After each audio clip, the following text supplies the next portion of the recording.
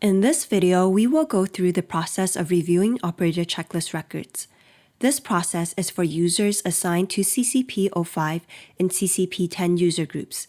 Upon completing an operator checklist record, the system will change the status of an operator checklist record from unfinished to review when the user clicks on Move to complete. The supervisor shall then review the records and update the status to complete.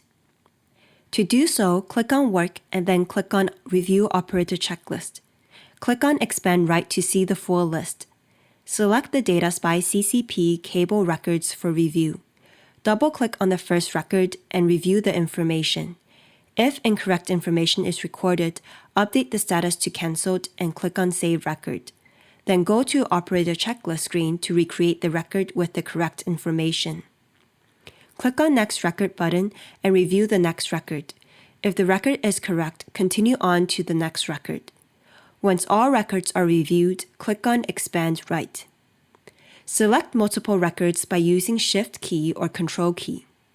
Right-click on one of the selected records and click on Update field. Select Status in the first field and select Complete in the New Value field. Click on Submit.